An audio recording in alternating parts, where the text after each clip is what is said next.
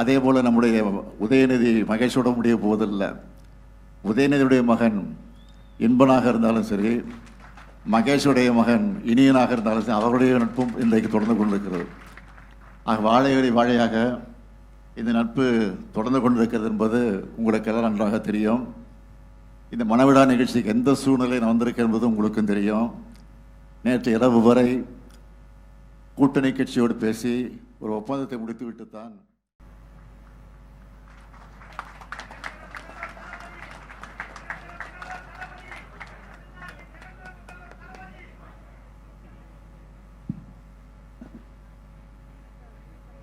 அன்புள்ள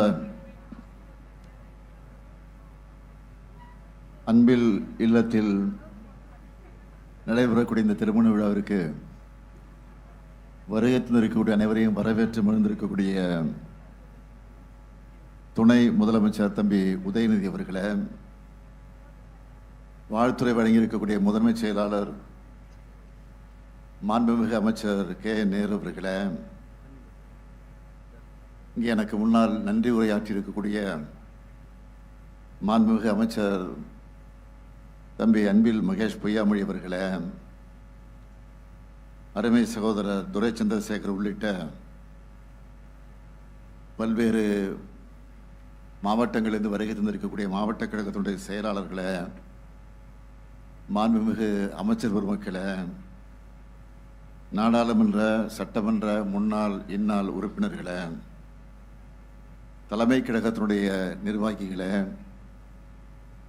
ஒருங்கிணைந்த தஞ்சை மாவட்ட கழகத்தினுடைய நிர்வாகிகளே, உள்ளாட்சி பிரதிநிதிகளே, மணக்கோலம் கொண்டிருக்கக்கூடிய மணமக்களே, மணமக்களுடைய பெற்றோர்களே, உற்றார் உறவினர்களே, என் உயிரோடு கலந்திருக்கக்கூடிய தலைவர் கலைஞர் அவர்களின் உயிரினும் உயிரான அன்பு உடன்பிறப்புகளே,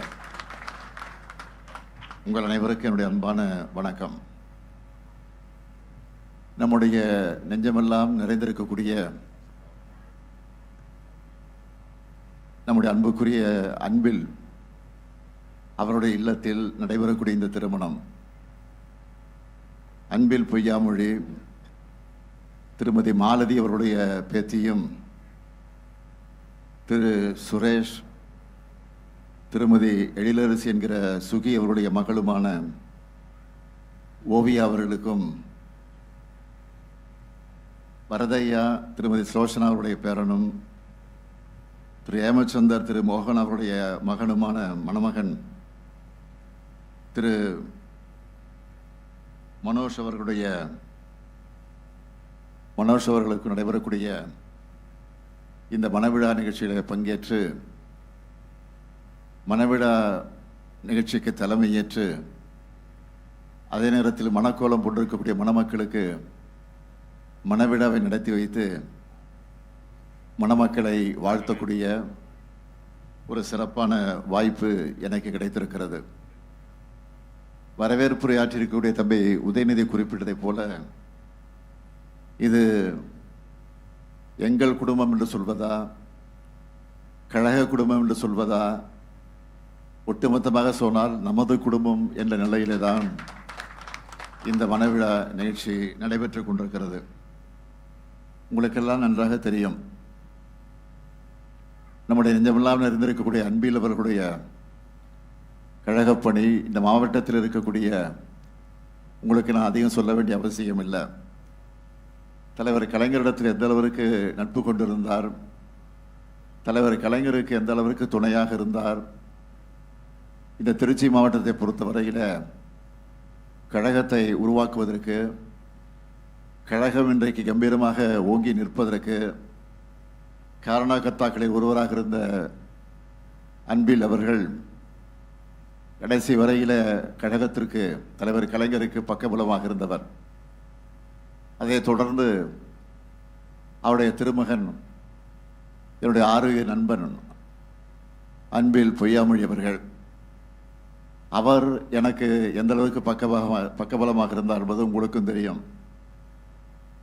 ஆக ஒரு உற்ற நண்பனாக மட்டுமல்ல, என்னுடைய வாழ்வில் ஏற்பட்டிருக்கக்கூடிய பல்வேறு வளர்ச்சிக்கு காரணகர்த்தாக்களில் ஒருவராக இருந்தவர் நம்முடைய அன்பில் பொய்யாமொழி அவர்கள். ஆகவே அப்படி தொடர்ந்தது அந்த உறவு.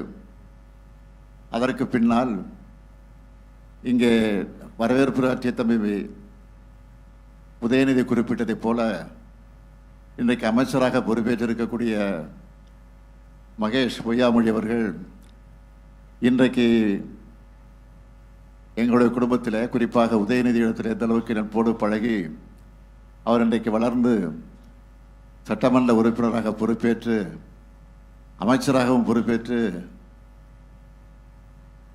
பள்ளிக்கல்வித்துறை அமைச்சராக பொறுப்பேற்று ஒரு பள்ளிக்கல்வித்துறை அமைச்சர் எப்படி பணியாற்ற வேண்டும் என்பதற்கு எடுத்துக்காட்டாக விளங்கி கொண்டிருக்கக்கூடியவர் தான் நம்முடைய அன்பில் மகேஷ் பொய்யாமொழி அவர்கள்.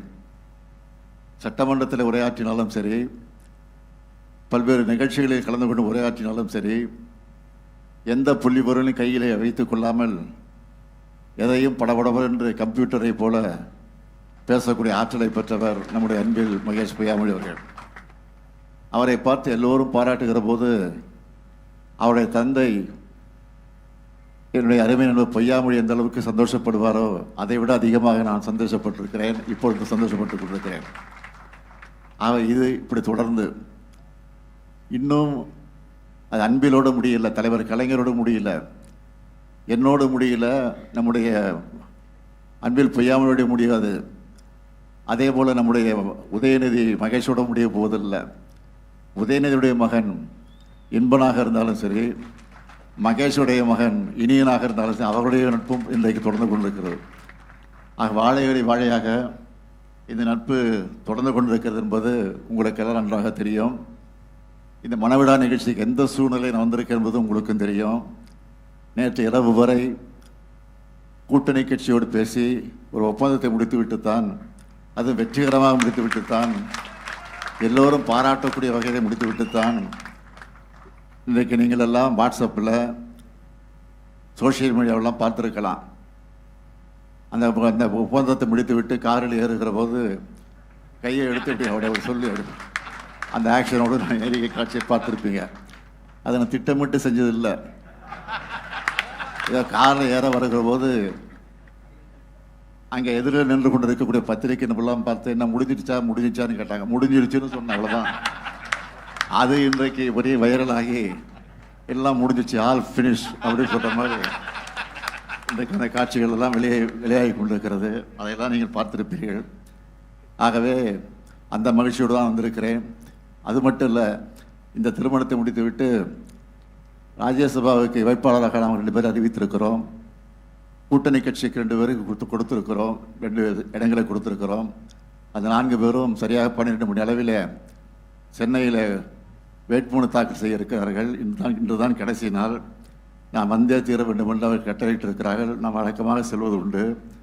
அவை இதை முடிச்சுட்டு உடனடியாக நான் செல்ல வேண்டிய சூழ்நிலை இருக்கிற காரணத்தினால்தான் வேகமாக வந்து வேகமாக திருமணத்தை முடித்து வைத்துவிட்டு நான் செல்லவிருக்கிறேன். ஆகவே நான் இந்த நேரத்தை அன்போடு கேட்டுக்கொள்ள விரும்புவது, இந்த நீங்கள் கூட நம்முடைய தம்பி உதயநிதி பேசுகிறவோ சொன்னார் இது காதல் திருமணம் என்பது என்று நானும் கேள்விப்பட்டேன். அது மட்டும் இல்லை, இந்த திருமணத்தை நடத்துவதற்கு பெண்ணினுடைய தாயார் சுகி என்கிற எழிலரசி ஒத்துக்கொள்ளவே இல்லையா கடைசி வரைக்கும். அதுவும் நான் கேள்விப்பட்டேன். கடைசி வரைக்கும் ஒத்துக்கலை. ரொம்ப பிடிவாதக்காராக இருக்கக்கூடியவர் சுகி அவர்கள் எனக்கு நன்றாக தெரியும். அவங்க வீட்டில் ரொம்ப பிடிவாத யாருன்னு கேட்டிங்கன்னா சுகியை தான் சொல்ல முடியும். ஏற்கனவே அவருடைய தம்பி சின்ன உதயா என்று சொல்லக்கூடிய உதயன், அவருக்கும் காதல் திருமணம் தான், அதுக்கும் ஒத்துக்கொள்ளலை.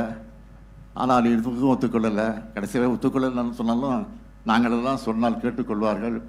செந்தாமரை எப்படி பெண்ணாக இருக்கிறாரோ அதே போல் சுகி என்கிற இளவரசி எனக்கு ஒரு பெண்ணாக இருந்து கொண்டிருக்கக்கூடியவர். அது மட்டும் இல்லை, என்னுடைய மகள் செந்தாமரையும் சுகியும் இன்றைக்கு ரொம்ப நட்போடு பல்வேறு தொழில்களில் கூட பார்ட்னராக இருந்து கொண்டு பணியாற்றி கொண்டிருக்கிறார்கள். ஆக அந்த அளவுக்கு நட்போடு இந்த குடும்பம் இன்றைக்கு அந்த இல்லத்தில் நடைபெறக்கூடிய இந்த மணவிழா நிகழ்ச்சியில் பங்கேற்ற நேரத்தில் உள்ளபடியே நான் பெருமைப்படுகிறேன், மகிழ்ச்சி அடைகிறேன். ஆகவே பொய்யாமொழி இருந்து இந்த விழாவை நடத்துகிற போது இந்த அளவுக்கு மகிழ்ச்சி அடைவாரோ அதை விட பன்மடங்கு மகிழ்ச்சியை நான் அடைந்து கொண்டிருக்கிறேன் என்பதை மாத்திரம் எடுத்து சொல்லி மணக்கோலம் கொண்டிருக்கக்கூடிய மணமக்கள் பல்லாண்டு காலம் எல்லா நன்மையும் பெற்று சிறப்போடு வாழ வேண்டும்.